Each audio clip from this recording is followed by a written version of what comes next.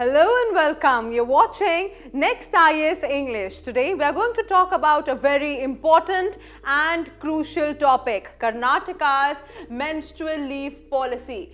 Is it a sign of progress or is it a symbolic gesture? इस policy ने nation wide debate create कर दी है. क्या ये सच में एक एम्पावरिंग स्टेप है और जस्ट अ सिंबॉलिक मूव? हम इस डिस्कशन में समझेंगे that what exactly this policy is, what is the main intent behind the policy, what are the arguments in favour and against the policy, and what are the actual societal impact. Now, this topic is about gender justice and women empowerment. So that is why this is very important, especially for civil services and general awareness examinations.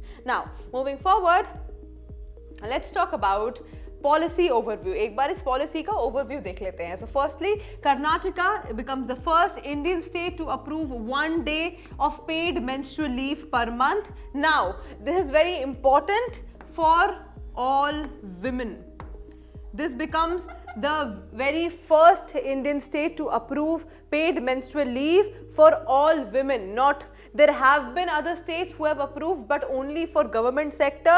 Karnataka has approved this for both the sectors, may it be the government sector or the private sector. That is why this is crucial.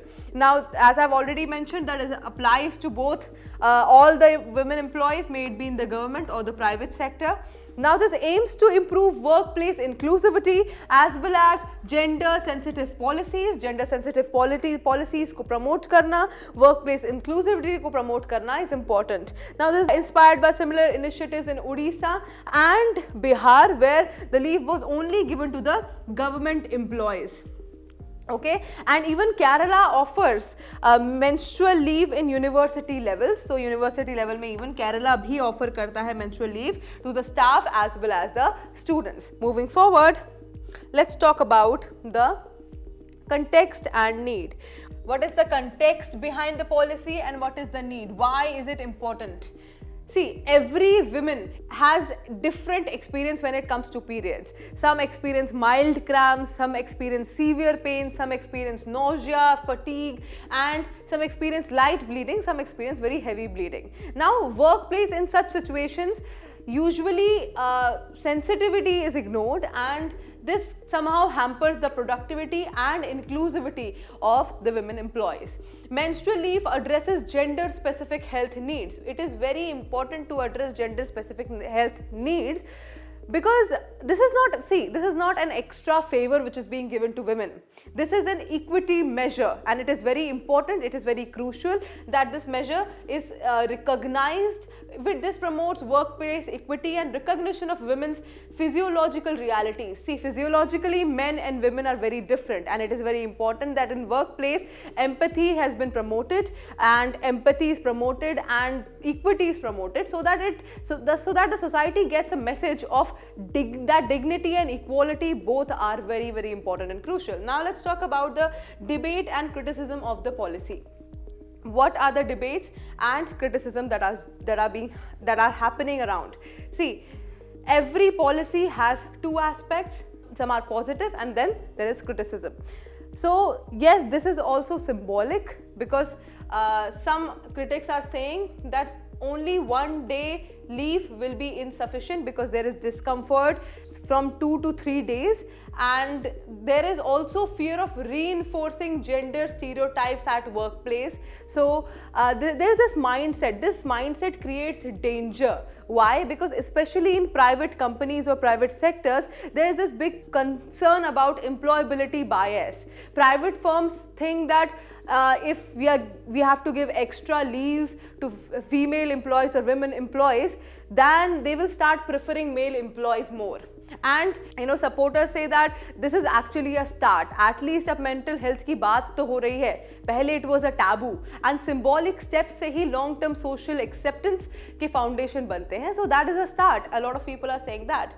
So there is criticism, and then there are positive points of the policy as well. Moving forward, let's talk about the national and global perspective. Now let's talk about what is the perspective in India as well as globally. India में कर्नाटक के अलावा भी कुछ states हैं जो menstrual leave की policy रखते हैं, जैसे बिहार में, since 1992 they have this policy of 2 days per month for women of government staff. Then in Odisha also they have similar provision for women employees, and Kerala also, as we have discussed, in university level they give menstrual leave to students and the staff. Now talking about global level पर भी कुछ countries ने menstrual leave की policy को adopt किया है, जैसे Japan, Indonesia, Taiwan, South Korea, Spain.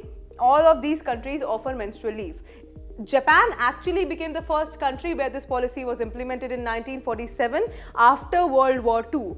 And आज globally एक pattern बन रहा है. Government समझ रही हैं that gender sensitive governance is also a very important aspect of social justice. And India is also slowly and gradually moving in that direction, which is the right direction. Moving forward, let's talk about the relevance for UPSC. Now, why is this relevant for UPSC? Let's talk about that. As I've already told you that this is a topic of gender equality and social justice, so it obviously becomes very important for examination perspective. It is important for GS paper 1 because role of women, gender equality and social empowerment, all these, it is related to all these topics. Then GS paper 2 also, it is very important because government policies for vulnerable sections of society, again very important. Then GS paper 4, ethics, sensitivity, empathy and in administration. So this policy can be given as an example in essay, governance or women empowerment answers.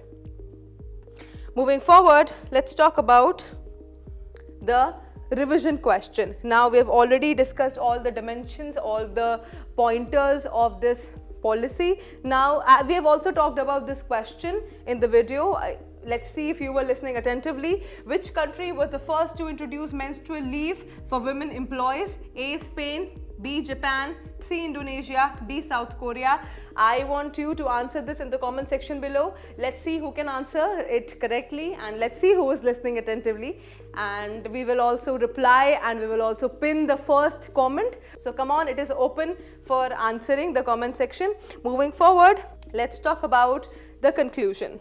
So to conclude, Karnataka ki menstrual leave policy is a very progressive acknowledgement of women's health issues in India. For the very first time, officially menstruation in workplace has been recognized, which itself is a big shift. लेकिन implementation equally important है, क्योंकि awareness और sensitisation के बिना ये policy सिर्फ और सिर्फ पेपर पर ही रह जाएगी. एम्प्लॉयर्स एंड एम्प्लॉयज दोनों को ये समझना होगा that this is not a benefit that has been given to women, it is an effort to create that balance. इसको सिंबॉलिक जेस्चर से रियल चेंज बनाने के लिए कंसिस्टेंट एफर्ट्स चाहिए, जिससे वर्क प्लेस ट्रूली इंक्लूसिव और हेल्दी बन सके.